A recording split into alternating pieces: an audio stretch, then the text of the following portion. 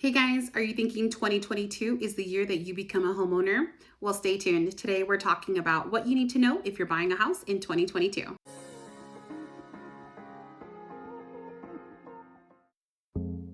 Hey guys, welcome back to Sun City Living. If it's your first time here, my name is Teresa Ramirez and I am a realtor with Clearview Realty here in the beautiful El Paso, Texas. So today we're talking about what you need to know if you're purchasing a house in 2022. And this is a loaded subject. If you are currently living in the United States and have been tuning into the news, you know that the real estate market has been pretty crazy over the last 2 years. And so today I'm trying to break down what you should know if you will be entering the real estate market this year. Let's kick things off by talking about the current state of the real estate market here in El Paso. So I'm shooting this video on January 27th, 2022, and up to date, we have listed 317 houses and we have sold 375 houses in January. So this is telling us that we are selling houses quicker than we can list them. Hence a seller's market in El Paso, and as it is in the rest of the country as well. A seller's market is definitely a little bit trickier for buyers to get under contract. However, it's not impossible. Let's talk about what you can expect if you're hoping to get under contract on a resale or previously lived in house. So with these houses, number one, they're going to have a ton of competition. All of these houses are going to be receiving multiple offers, which means that you have to do your best to put your best foot forward and submit the best offer. So what does that mean? You can expect to pay well over sales price. I tell all of my buyers that if they're hoping to get into a resale home, the state of the market just dictates that in order to get under contract on a house, you're probably going to have to offer over sales price. And many times it means that if you're offering over sales price, you're also not going to ask for any closing cost. That is just what our market is dictating right now. Well aware that 2 years ago, closing cost is something that you could ask sellers for all, if not most of it. And now we are just in a completely different market. So that does mean that you can expect out of pocket cost to the buyer. In talking about closing costs, that can be anything that has to do with lender fees, title fees, prepaids on tax on the house, and homeowners insurance as well. The cost of that can typically range between 3 to 5%. And in a lot of cases, buyers are also paying for their own title policy. And that cost can range between 0.6 to 0.9% of the sales price as well. So long story short, trying to get under contract on a resale home is going to cost out-of-pocket costs, and that's cost not just associated with your down payment, but mostly with your closing costs. So that is definitely something to keep in mind when you are thinking about entering the market to look for a house. Make sure you're working with an agent and a realtor that can guide you in the right direction, that are going to be able to help you anticipate those costs so that you know exactly what you're getting yourself into. All right, so with that, let's talk about appraisal challenges. So let's say that you found a house that you really love and this is the house. The house is listed at $300,000. You make an offer at $310,000 and now you got the house, you're under contract, right?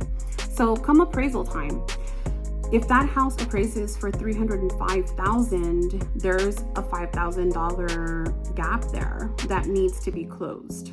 So before it was a seller's market, typically you could meet in the middle and kind of split that cost with the seller. Well, now we're working with a different market. So even before you go under contract, typically this is a conversation that you're having with your agent, because you want to know if it comes in below appraisal value, do you have cash to come in and close that gap? And As much as I know that it's kind of a hard thing to think about coming in with so much money in order to purchase a house, that is just the reality. This is a conversation that I'm having with my buyers when we first start looking for houses, because you can offer over asking all day long, but at the end of the day, if the house is going to appraise $10,000-$15,000 below what you're offering, that's, leaving a pretty big gap there. And you know what happens there. So the seller can, put the house back on the market, and, now you're out the house that you worked so hard to get under contract. So this is something that you have to think about when you're offering over. Make sure that you're offering over what you're able to bring to the table in the event that it doesn't appraise for that price. So this is a really big one when you're looking at resale houses. All right, and now we can move on to talking about new construction. So if you are thinking that you want to explore the possibility of buying new construction, there are a couple of challenges that come with that. With experiencing inventory shortage, that also applies to the builders. They're working diligently to try to keep up with the demand here in El Paso, but I think it'll be a couple of years before they can get caught up. So we are experiencing inventory shortages. We are experiencing increase in prices, just depending on the cost of materials as well as labor. And you can also expect longer build times. So where we used to be able to anticipate a house being built in 6 months is now more like 9 to 10 months. And that just depends on the builder. But if you have flexibility and you are willing to wait for something to be built, this could definitely be a good option for you. Seeing as how builders are currently still offering closing costs to the buyer, that is less out-of-pocket cost to the buyer. So you can expect to come in with your down payment, but typically the builder will offer 2 to 3% of the purchase price for closing, which most of the time will cover most of your closing cost. So that is definitely a really great thing. In that, you want to make sure that you're working with an agent that has connections with the builders, that is staying up to date with availability and where builders are building, so that you can be have that information top of mind. So if you don't have too much out-of-pocket cash to come in with, new construction would definitely be a good option for you. I want to close with talking about interest rates. As I'm filming this video on January 27th, we have already seen rates start to rise, and we can anticipate for them to continue to rise through the remainder of the year. As with any recovering economy, we can absolutely expect that. But don't let that turn you off to the possibility of being a homeowner in 2022. Your credit score will always guarantee you the best interest rate that you can get. Keep in mind that interest rate is also something that you can buy down with your lender to help you get into that interest rate that is ideal for you. And historically speaking, even if rates do go up, they're still going to be historically low.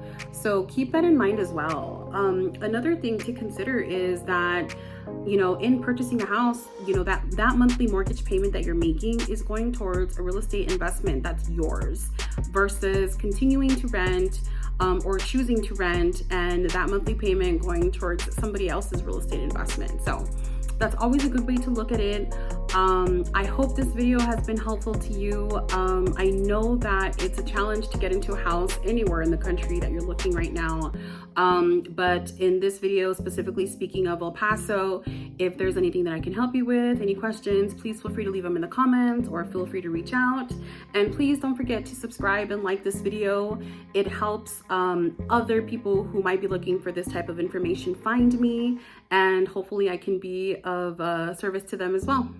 So you guys have an excellent week, and I will see you next week. Have a good one.